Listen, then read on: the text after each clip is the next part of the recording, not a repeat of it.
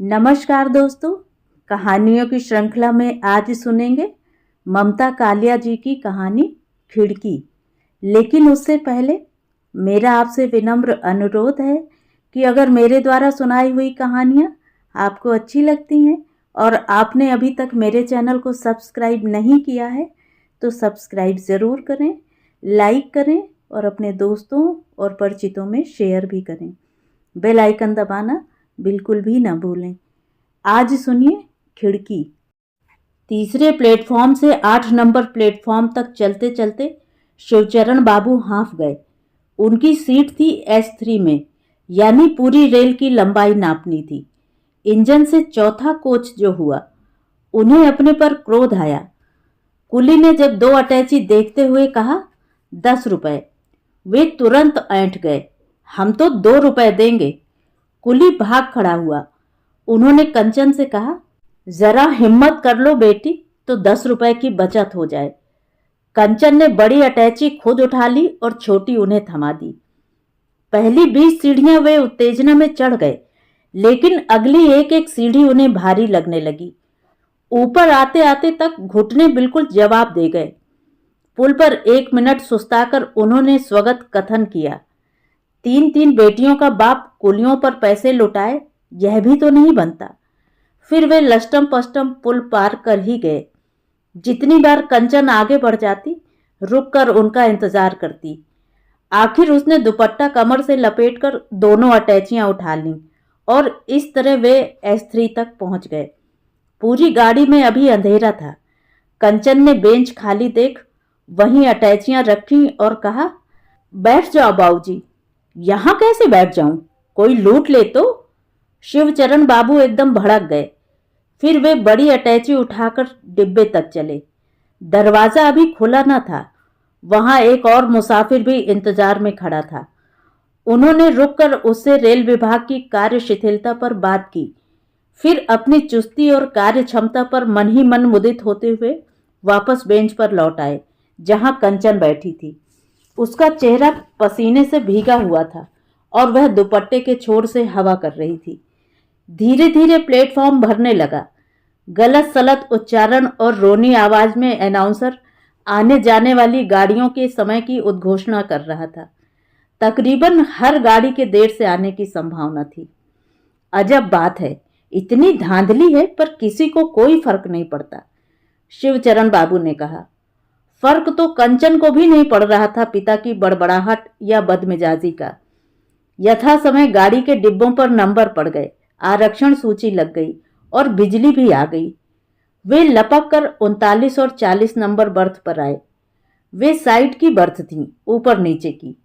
देखते ही शिवचरण बाबू असंतुष्ट हो गए। कितना कहा था छगन से कि देखकर रिजर्वेशन कराना, पर आजकल कहे मुताबिक न करने की तो कसम खाई है लोगों ने। कितनी सड़ी गर्मी है, शिवचरण बाबू कहते हुए खिड़की खोलने का प्रयत्न करने लगे। चिटखनी खिसकाने और जोर लगाने पर भी खिड़की का पल्ला नहीं सरका। एक बार फिर वे रेलवे की अकर्मण्यता पर आ गए।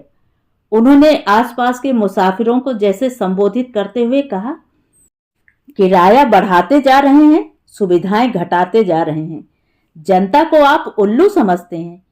लोग अपना अपना असबाब जमाने में लगे थे। किसी ने जवाब नहीं दिया। एक बुजुर्ग अपने थैले और संदूक में लंबी सी स्टील की जंजीर अटकाकर उसका दूसरा छोर बांधने का ठौर ढूंढ रहे थे। उनके पास बैठे युवक ने उन्हें खिड़की का सरिया दिखाकर कहा, इसमें बांध दीजिए। ऐसे कैसे बांध दें जी, सारी चोरियां खिड़की से ही होती हैं, उन्होंने तमक कर कहा और फिर किसी कुंदे की तलाश में लग गए। एक महिला बैठते ही अपने बच्चे की फीड के लिए दूध का डब्बा खोलने लग गई। एक और युवक सिर्फ हैंडबैग सहित दाखिल हुआ और सबसे पहले उसने पैंट शर्ट उतारकर कुर्ता पाजामा पहन लिया। गर्मी इतनी ज्यादा थी कि बंद खिड़की सबकी आंखों में खटक रही थी। खुद कंचन ने कई बार खोलने का प्रयत्न किया, पर उससे खिड़की नहीं खुली। तभी सामने की सीट का युवक उठा, ठहरिए मैं खोल देता हूं। युवक ने चिटखनियां सरकाई, दाएं बाएं हाथ से ठोका और खिड़की के पल्ले को उठाने के लिए जोर लगाया। पल्ला टस से मस न हुआ।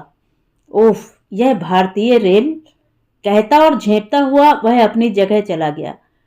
शिवचरण बाबू के मन में अचानक यह विचार उठा कि यह खिड़की का पल्ला नहीं, शिव धनुष है। वे एजी दफ्तर के बड़े बाबू नहीं, जनकपुर के राजा जनक हैं और यह बगल में बैठी कंचन जानकी है। शिवचरण बाबू रोज सवेरे स्नान के बाद थोड़ी देर रामचरितमानस का पाठ करते थे और गृहस्थी में किचकिच, कतरव्योत और कंजूसी के बाद जो भी समय शेष रहता उसमें अपने जीवन के सवालों के जवाब मानस में ही ढूंढने का प्रयत्न करते।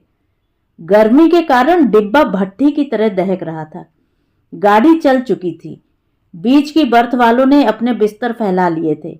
बुजुर्ग सज्जन सामान में अटकी जंजीर अपने पैरों में बांध निश्चिंत होकर लेट गए थे और सोने का उपक्रम कर रहे थे।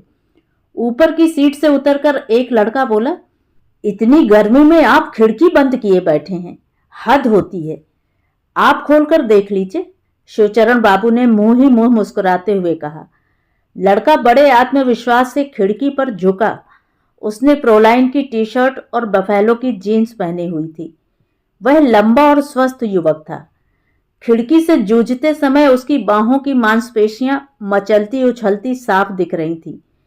खिड़की के पल्ले पर यथाशक्ति जोर लगाने की गरज से वह पिता पुत्री के बीच में जरा सी जगह में टिक गया और बड़े मनोयोग से संघर्ष में लगा रहा।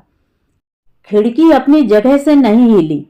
युवक ने झेंपकर कंचन की तरफ देखा। वह बदस्तूर दुपट्टे से अपने को हवा कर रही थी। क्षण भर को युवक को यह गर्मी, यह उमस अच्छी सी लगी। शिवचरण बाबू ने कहा, अपनी जगह जाइए, यह आपसे नहीं खुलेगी। मन ही मन तो वह कह रहे थे, अब जनी को माखै भटमानी, वीर विहीन मही मैं जानी, तजहु आस निज निज ग्रह जाहूं, लिखा न विधि वैदेही विवाहु। अब जब समाज में दहेज दिन दूनी रात चौगनी छटा दिखा रही थी, शिवचरण बाबू को स्वयंवर जैसी प्रथा के बारे में सोचना अच्छा लग रहा था। कभी कभी वे कहते भी, मैं तो अपनी बेटियों को फूलों के गहनों में विदा करूंगा, इन्हें मैंने पढ़ा लिखा दिया, अब जो इनकी कद्र करे वह मेरे सामने याचना कर इन्हें ले जाए। इतने उच्च आदर्श वाला कोई भी वर अभी तक न मिला, न मिलने की सूरत नजर आ रही थी। उनकी बेटियों की उम्र 25, 23 और 22 हो चुकी थी और तीनों MA LT करने के बाद इधर उधर प्राइवेट स्कूलों में अस्थायी नौकरियों में दुखी थीं। इससे राहत महज इतनी थी कि दिन के कुछ घंटे माँ बाप के सीने से बोझ हटा रहता और लड़कियों को पिता से जेब खर्च मांगने की जरूरत न रहती। बावजूद गर्मी और परेशानी के कंचन को इस बंद खिड़की के खेल में मजा आने लगा।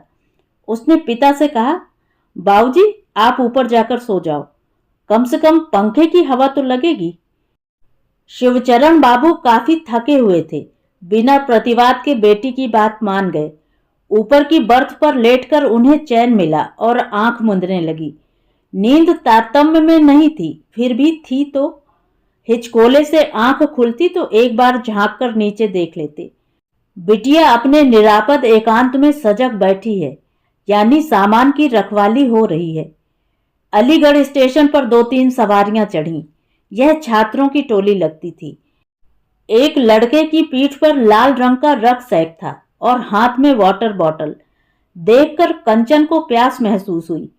उसे अपने पर झुंझलाहट हुई कि कंधे के थैले में गिलास तो 2 हैं, पर वाटर बॉटल लेकर चलना वह भूल गई। उसकी बर्थ पर एक युवक बैठा तो उसने संकोच से कहा, थोड़ा पानी देंगे? जरूर। युवक ने अपनी वाटर बॉटल उसकी ओर बढ़ा दी। युवक ने बंद खिड़की की तरफ देखकर उससे कहा, आपकी इजाजत हो तो इसे खोल लें। कंचन ने सिर हिला दिया। युवक काफी देर खिड़की के पल्ले से जूझता रहा। उसके सांवले माथे पर पसीने के मोती चमकने लगे। पानी बड़ा शीतल था। वाटर बॉटल के स्टिकर पर नाम लिखा था, AKAMU। कंचन ने बॉटल लौटाई। युवक ने वहीं खूंटी पर बॉटल लटका दी। आपको ऐतराज न हो तो मैं यहां कुछ देर बैठ जाऊं, कानपुर तक जाना है। कंचन ने फिर सिर हिला दिया। युवक ने आसपास के दृश्य पर नजर घुमाई।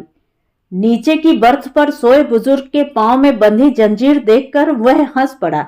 कंचन भी मुस्कुराई। रेशमी पाजेब, उसने कहा। कंचन शर्माई।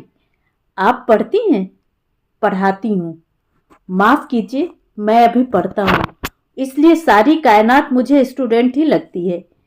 कंचन को अफसोस हुआ, उसकी पढ़ाई इतनी जल्दी क्यों खत्म हो गई। उस युवक के साथी अभी खड़े ही थे। बड़ी गर्मी है, एक ने कहा। बाहर तो कुछ सुहावना था, दूसरे ने कहा। शिवचरण बाबू की नींद उचट गई थी।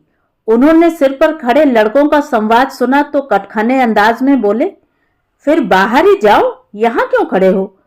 बाहर खड़े रहने से कानपुर नहीं पहुंचा जा सकता, दूसरे ने फौरन जवाब दिया। शिवचरण बाबू को हंसी आ गई। बड़े तेज लड़के हैं भाई। उन्होंने सोचा, चलो अच्छा है, सामान की चौकसी रहेगी। लड़के बारी बारी से खिड़की से जूझे। शिवचरण बाबू उन्हें चुनौती की मुद्रा में देख रहे थे। एक लड़का बहुत लंबा चौड़ा था, उसका रंग गेहुआ था और उसके चेहरे पर मूछें फब रही थीं। देखने में वह किसी बैंक का मैनेजर या आर्मी का अफसर लग रहा था, लेकिन वह इस वक्त शिवचरण बाबू को बाणासुर लग रहा था। उसके पास खड़ा लड़का रावण प्रतीत हो रहा था। उनमें से कोई भी खिड़की खोल नहीं पाया। ऐसा लग रहा था, तमकी तमकी तक की शिवधनु धरही, उठई न कोटि भांति बलु करही। कुछ ही पल में लड़के हवा की तलाश में अगली खिड़की तक बढ़ गए। एके वहीं बैठा रहा। शिवचरण बाबू की आंख फिर लग गई। एके इस बीच विस्तार से कंचन को बता रहा था कि वह अलीगढ़ मुस्लिम यूनिवर्सिटी में थीम ऑफ एलियनेशन इन रामायण में अंग्रेजी में रिसर्च कर रहा है। इस कोण में राम कथा का विश्लेषण कंचन के लिए एक नई चीज थी। एके ने बताया, राम कथा का हर पात्र एकाकी है। राम पत्नी के बिना वन में, सीता राम के बिना लंका में, भरत स्थानापन्न राजा के रूप में अयोध्या में, लक्ष्मण उर्मिला के बिना वन में और उर्मिला पति के बिना राजमहल में, कौशल्या बेटे के बिना एकाकी हैं। यहां तक कि दशरथ भी अजनबी की मौत मरते हैं। कैकेयी पूरे समाज से तिरस्कृत अकेली हैं। यहां तक कि रावण भी अपने एक पक्षीय सम्मोहन में एकाकी है। एलियनेशन के सूत्र पाश्चात्य साहित्य में ढूंढने की बजाय भारतीय साहित्य में ढूंढे जा सकते हैं। राम कथा में विनय और भक्ति के अलावा बड़ी गहरी और बहुस्तरीय अंतः कथा है, जिस पर लोगों का ध्यान नहीं जाता। कथावाचकों ने उसको एक सरलीकृत रूप दे दिया है, जबकि यह एक जटिल कथा है। कंचन चकित प्रभावित इस शोध छात्र की व्याख्या सुन रही थी। वह एक बहुत नए अछूते अद्भुत अनुभव से गुजर रही थी। रेल की खिड़की तो ज्यों की त्यों बंद थी, पर कंचन को लगा एके की बातों से उसके दिमाग की बंद खिड़कियां एक एक कर खुल रही हैं। इतने दिनों की जड़ता जैसे चरमरा कर खत्म हो रही है। कानपुर आने वाला था। एके ने अपना पता कंचन को दिया। कंचन से उसका पता लिया। आप पढ़ाना छोड़कर फिर से पढ़ना शुरू कीजिए। मैं आपका सिनॉप्सिस तैयार करवा दूंगा, बल्कि स्कॉलरशिप दिलवाने में भी भागदौड़ कर लूंगा। कंचन पुलकित हो गई। उसे लगा गाड़ी एक नई दिशा में नए मुकाम की ओर बढ़ रही है। इस वक्त उन दोनों को न गर्मी सता रही थी न भीड़। एके को लगा कि यह प्रयागराज एक्सप्रेस कुछ ज्यादा ही तेज चल रही है। इतनी जल्दी कानपुर नहीं आना चाहिए था। चलते चलते उसने कहा, रामायण पर लाख शोध कर लूं, पर यह खिड़की तो मुझसे नहीं खुली। पता नहीं आप क्या सोचें। मुझे तो ऐसा नहीं लगा कि खिड़की नहीं खुली, कंचन ने संकोच से कहा। उसका मुख शर्म से झुक गया। उसे अपने भविष्य की खिड़की खुलती नजर आ रही थी। उसने तय किया, वह घर जाकर सबसे पहले अपनी किताबों पर पड़ी धूल साफ करेगी। तो ये थी कहानी। कहानी आपको कैसी लगी? कमेंट करके जरूर बताएं।